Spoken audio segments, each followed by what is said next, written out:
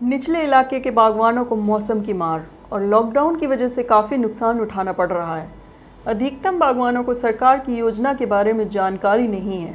साथ ही सरकार ने भी कई फलदार फसलों को बीमा के दायरे से बाहर रखा है। यह बात शनिवार को युवा आईएएस अकील बख्शी ने कहा। अकील ने कहा कि निचले इलाके के बागवान अधिकतम आम, लीची और संतरे की फसल पर निर्भर रहते हैं।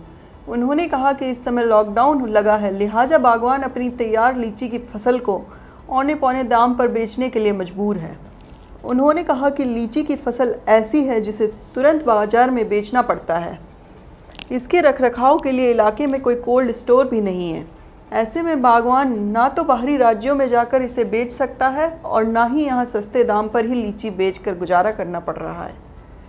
उन्होंने कहा कि अधिकतम लोगों को सरकार की योजनाओं के बारे में भी जानकारी का अभाव है, जिस कारण बागवान अपनी फसल का सही दाम नहीं ले पाते। उन्होंने कहा कि मौसम की मार भी इस बार लीची की फसल पर पड़ी है, लिहाजा सरकार को चाहिए कि इन फसलों को बीमा के दायरे में लाया जाए और बागवान के हुए नुकसान की भरपाई भी की जाए।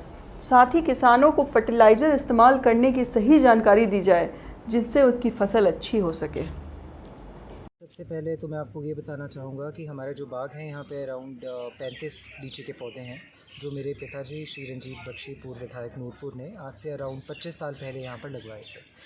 ये जो पेड़ हैं ये जैसा कि आप देख रहे हैं अच्छा फल दे रहे हैं और ऐसा जो है किसी तरह की एज सच प्रॉब्लम अगर आप बोलें तो वो नहीं है।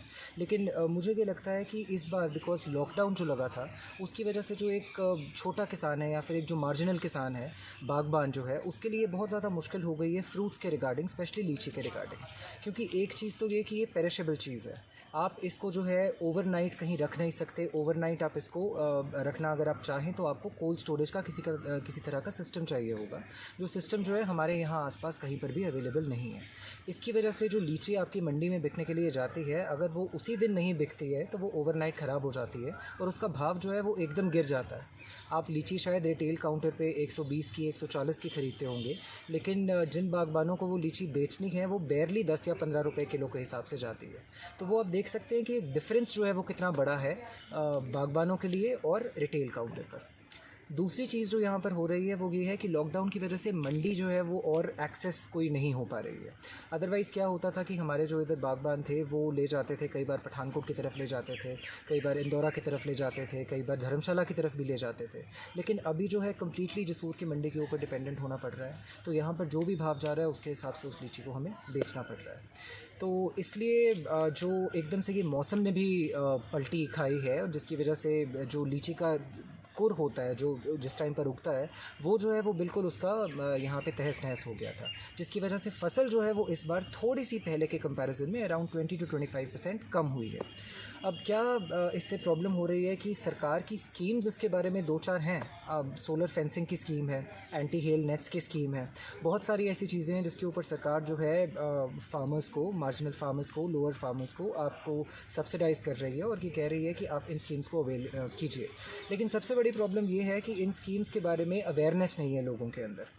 तो मुझे ऐसा लगता है कि सरकार को कोई ना कोई इस तरह का एक सिस्टम बनाना चाहिए जहाँ पे वो किसानों में, स्पेशली जो कि एक अनपढ़ किसान है या एक अनपढ़ बागबान है, वो जो है वो ये जान पाए कि हमें जो है किस तरह की स्कीम्स, किस तरह की मदद सरकार की तरफ से मिल सकती है। दूसरी चीज़, इस बार जो मौसम की वजह से थोड़ा बहुत लॉस हुआ है, अगर उसको लीची या इस तरह के फ्रूट्स को भी जो क्रॉप इंश्योरेंस स्कीम है उसके अंदर कवर कर लिया जाए तो वो बहुत आसान हो जाएगा बागबानों के लिए, थोड़ा बहुत अपनी इंश्योरेंस कराना और थोड़ी बहुत कॉम्पनसेशन जो है उसके थ्रू ले पाना।